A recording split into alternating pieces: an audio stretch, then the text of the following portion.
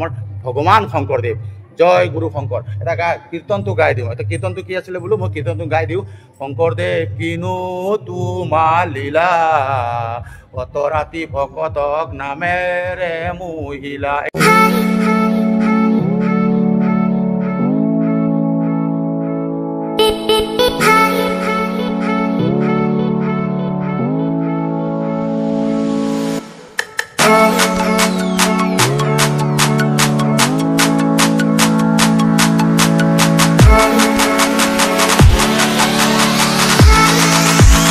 বন্ধুসকল good morning আজি দুৰ্গা দশমীৰ দিনা বিজয়া দশমীৰ দিনা মই উপস্থিত হলোঁ আমাৰ মধুপুৰ সত্ৰ আপোনালোকে জানে ভগৱান শ্ৰীমন্ত শংকৰদেৱ যিজনক গুৰুজনা বুলি কয় ঠিক আছে সমগ্ৰ অসম নহয় সমগ্ৰ পৃথিৱীৰে গুৰুজনা বুলি ক'লে ভুল নহ'ব শ্ৰীমন্ত শংকৰদেৱৰ এই কোচবিহাৰত এই মধুপুৰ সত্ৰখন বিখ্যাত ঠিক আছে এই মধুপুৰ সত্ৰখনৰ বিষয়ে বহুত শুনিছিলোঁ কিন্তু আজি আহিব সুবিধা পালোঁ যিহেতু আহিলোৱে তো আপোনালোকক মধুপুৰ সত্ৰখন নেদেখুৱাকৈ মই থাকিব নোৱাৰোঁ তো মধুপুৰ সত্ৰখন দেখুৱাৰ লগতে মধুপুৰ সত্ৰৰ সম্পৰ্কে গোটেইখিনি জানকাৰী ইনফৰমেশ্যন মই আপোনালোকক দিব চেষ্টা কৰিম তো সেই আজি এই মধুপুৰ সত্ৰখন গুৰুজনাৰ যি শ্ৰীমন্ত শংকৰদেৱৰ বৈকুণ্ঠ পুৰাণৰ স্থান অৰ্থাৎ কোচ ৰাজবংশী ৰজা নৰনাৰায়ণৰ যিটো আপোনাৰ ৰাজ্য কোচবিহাৰ আৰু কোচবিহাৰত এই মধুপুৰ সত্ৰ আছে আৰু তেখেতক দীক্ষা দিবৰ কাৰণে ইয়াতে নিমন্ত্ৰণ কৰা হৈছিল বুলি কোৱা হৈছিল কিন্তু বুৰঞ্জীয়ে কয় যে তেখেতে কোনো ৰাজ পৰিয়ালত কোনো ধৰণৰ তেখেতে দীক্ষা নিদিলে কিন্তু ইয়াতে সত্ৰ স্থাপন কৰি কিছুদিন হয়তো তেওঁ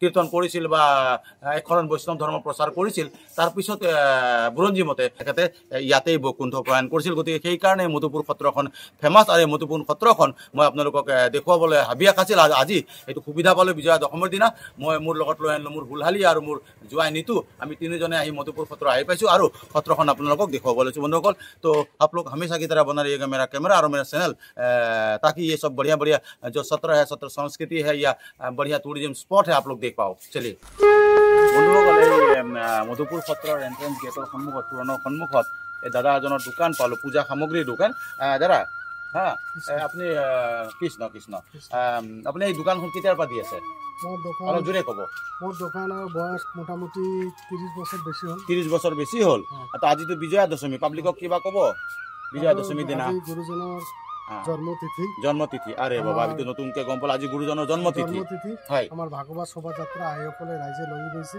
হয় এতিয়া আহিব আচ্ছা একটা ৰাউণ্ড দিব হ্যাঁ শোভাযাত্ৰা আহি আছে ঠিক আছে আজি ভক্তসকলৰ কাৰণে বুজি পালো ঠিক আছে থেংক ইউ তাৰমানে এটা বস্তু গম পালো সেইকাৰণে মানুহৰ লগত ভ্ৰমণ কৰিব লাগে আহিব লাগে যে ভাগৱত শোভাযাত্ৰা গুৰুজনৰ জন্মতিথি বুলি ক'লে গুৰুজনা শংকৰদেৱৰ আজি জন্মতিথি আৰু আজি ইফালে বিজয়া দশমী দুটা ডাঙৰ পৰ্ব তো ভাগৱত শোভাযাত্ৰা লেডিজসকলে উলিয়াইছে সেই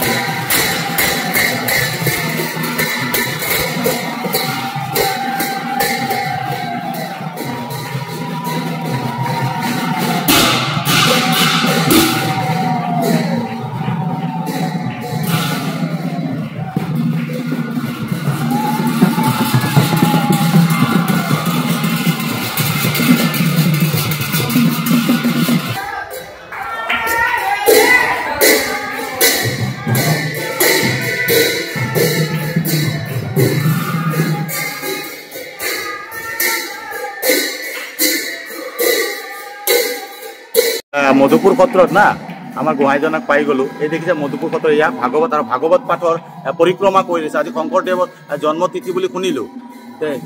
আজি মানে এই মন্দিৰত উৎসৱমুখৰ পৰিৱেশ দেখিছোঁ। আজি কি আছে এইটো? আজি অলপ জোৰে ক'ব। আজি শ্ৰী শ্ৰী শংকৰ গুৰুৰ হয় আজি জন্ম উৎসৱ পালন কৰা হৈছে। হয় এয়া আইসকল বাপুসকলে বাবুতো বেয়া নাপালে অলপ জোৰকৈ ক'ব নেকি? ভাগৱত শোভাযাত্ৰা কৰি উভতি আহিছে। হয় এতিয়া ৰাতিপুৱা আমাৰ গুৰুঘৰত নাম প্ৰসংগ হ'ল। হয় আৰু এতিয়া নামঘৰত সকলোৱে মিলি নাম প্ৰসংগ হ'ব। আজি দিনটো কাৰ্যসূচীৰে আৰু এই মধুপুৰ সত্ৰখন কেতিয়া এষ্টাব্লিছ কেতিয়া হৈছিলে আৰু ফাউণ্ডেশ্যন কোনে বনাইছিলে? এতিয়া গুৰুজনাই ইয়াতে স্থিতি কৰিছিলে। এই সত্ৰখন গুৰুজনাই স্থিতি কৰা। কোচ ৰাজবংশী ৰজাৰ সময়তে কিংডমৰ সময়তে এইখন বনোৱা হৈছিলে। আৰু তেখেতে বৈকুণ্ঠ প্ৰয়াণ ইয়াতে কৰা বুলি কৈছে। ইয়াতে ইয়াৰ গুৰু আসনখন যে আছে হয় এইখিনি ঠাইতে তেওঁ বৈকুণ্ঠ প্ৰয়াণ। আচ্ছা আচ্ছা আচ্ছা। তেতিয়াহ'লে ৰাইজসকল মানে ভক্তসকল চাওকচোন, এইখন যে আসন দেখিছে এই আসনৰ ঠাইতে গুৰুজনাই বোলে তেওঁৰ সত্ৰৰ বৈকুণ্ঠ প্ৰয়াণ হৈছিল, অৰ্থাৎ মৃত্যু হৈছিল। আৰু ইয়াতে ভাগৱত পাঠ কৰি ভাগৱত স্থাপন কৰি ইয়াতে সত্ৰ স্থাপন কৰি এখন মধুপুৰ সত্ৰ বিখ্যাত হৈ আহিছে। আজি আমি বহুত ভাল দিনত আহি পালোঁ। ইফালে বিজয়া দশমীৰ দিন আৰু লগতে গুৰুজনাৰ আজি জন্মতিথি ইয়াতে চেলিব্ৰেট কৰিছে। আৰু ইয়াত ভাগৱত পৰিক্ৰমা কৰিছে লেডিজসকলে। আৰু ভাগৱত গোটেই চিটিখনত নহয় ঠাইখিনিতে গাঁওখনতে হয়তো ঘূৰাই আনিছে, আনি ইয়াত কীৰ্তন হ'ব আৰু গুৰুজনাৰ আজি তেখেতৰ বাৰ্থডে বুলি ক'ব, জন্মতিথি চেলিব্ৰেট কৰা হ'ব নেকি? ঠিক আছে, ধন্যবাদ। আপোনাৰ নাম কি দাদা? আমাৰ নাম ৰজনী দাস। ৰজনী দাস। মই অতনু দাস। ঠিক আছে, ভাল লাগিল, কিছু ইনফৰমেশ্যন পালোঁ। তেতিয়া ঠিক আছে, কীৰ্তন ভালকৈ চলিব। হয় চাওঁ দেখি বুবলু, মই, নিতু একদম মধুপুৰ সত্ৰৰ ভিতৰত আমি নমস্কাৰ কৰিলোঁ, গুৰুজনাক স্মৰণ কৰিলোঁ।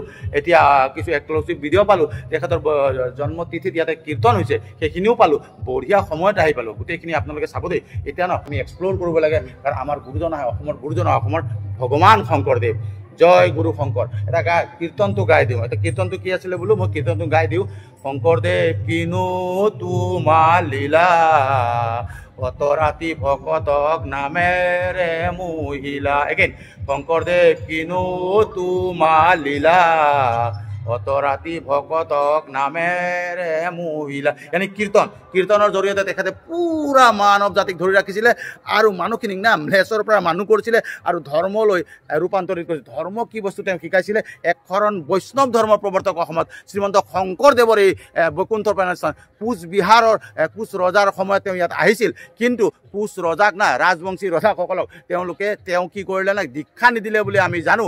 কিমান দূৰ সত্য কিমান দূৰ নহয়, কিন্তু কিন্তু এই ঠাইতো কোচবিহাৰতো আহি ইমান দূৰ বৰদুৱাৰ পৰা কেনেকৈ আহিল, কি ধৰণে আহিল, তেখেত ভগৱান সেইকাৰণে আহিব পাৰিছিলে। ঠিক আছে, কেনেকৈ আহিল কি আহিলে যিয়ে নহওক তেখেত আহি পাইছিলে। আৰু ইয়াতো একশৰণ বৈষ্ণৱ ধৰ্মৰ না একদম ফাউণ্ডেশ্যন বনাই থৈ গুচি গৈছে আৰু এই মন্দিৰ স্থাপন কৰি গৈছে, নামঘৰ স্থাপন কৰি গৈছে, কীৰ্তন দেখা পাই আছে আজি তেখেতৰ জন্মদিনত। ঠিক আছে বন্ধুসকল, ওৱান্স এগেইন শংকৰদেৱৰ এই মধুপুৰ সত্ৰখন আপোনালোকক চাবলৈ আহিবলৈ, যদি চাবলৈ অহা নাই মোৰ এই ভিডিঅ'টোত চাই না গোটেই ডিটেইলছটো পাব আৰু আপোনালোকে ইয়াতে চাব আহিব পাৰিব। আৰু তেখেতৰ বৈকুণ্ঠ প্ৰয়াণৰ ঠাইখিনি চাই আপোনালোকে সুন্দৰকৈ নাম কীৰ্তন কৰি ইয়াত মনৰ শান্তি পাব পাৰিব। ঠিক আছে, ধন্যবাদ। এই যে শংকৰদেৱৰ মধুপুৰ ক্ষেত্ৰ বৈকুণ্ঠ প্ৰয়াণৰ ঠাইখিনিত এগৰাকী মহিলা লগ পালোঁ, লেডিজ লগ পালোঁ। বাইদেউ আপোনাৰ নামটো কি? কৃষ্ণ। মোৰ নাম হীৰামণি। মোৰ ঘৰ তেজপুৰত। আৰু মধুপুৰ সত্ৰলৈ মই আহিয়ে থাকোঁ, প্ৰায় বহুত দিন থাকোঁ, 3 মাহ 4 মাহ থাকোঁ। ইয়াত নিশ্চয় ঘৰ আছে, 3 মাহ 4 মাহ থাকিব লাগিলে আপোনাৰ নিশ্চয় নিজৰ ঘৰ আছে। সখী সত্ৰ অধিকাৰীৰ নৌবেগ ডাঙৰ। আচ্ছা আচ্ছা আচ্ছা আচ্ছা। তেওঁৰ তাতে থকা মেলা কৰোঁ, খোৱা বোৱা সকলো কৰোঁ। আৰু সত্ৰত সমস্তখিনি শাস্ত্ৰ অধ্যয়ন কৰোঁ, মেডিটেশ্যন কৰোঁ, ধ্যান কৰোঁ। আচ্ছা, মেডিটেশ্যন ধ্যান ইয়াত চলে? হয়, মই কৰোঁ। বহুত বঢ়িয়া। মই পাৰ্চনেলি কৰোঁ। আৰু বৰগীত গাওঁ, খুব সুন্দৰকে গাওঁ।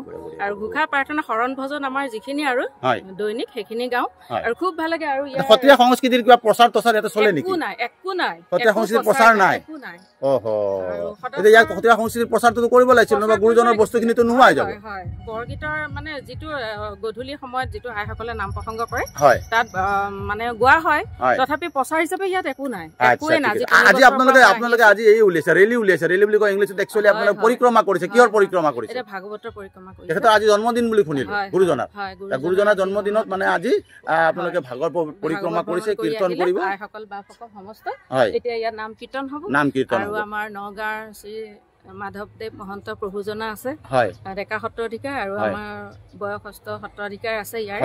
প্ৰীতম দে তেখেতসকলে নাম প্ৰসংগৰ ইয়াৰ আয়োজন কৰিছে আইমাতৃসকলে মাহ প্ৰসাদো আছে আৰু মহাপ্ৰসাদৰ আয়োজনো আছে থ্যাংক ইউ জয় গুৰু জয় কৃষ্ণ কৃষ্ণ জয় গুৰু শংকৰ সৰ্বা গুণাকাৰ জাকেৰি নাহিকে উপাম তুহাৰি চৰণক ৰেণু হতকটি বাৰেক কৰো প্ৰণাম প্ৰভু বাৰেক কৰো প্ৰণাম থ্যাংক ইউ জয় গুৰু জয় জগত গুৰু শ্ৰীমন্ত শংকৰ কি জয় জয় জগত গুৰু শ্ৰীমন্ত শংকৰ কি জয় জয় জগত গুৰু শ্ৰীমন্ত শংকৰ কি জয় জোৰকে কবি মাধৱ থ্যাংক ইউ ভাল লাগিল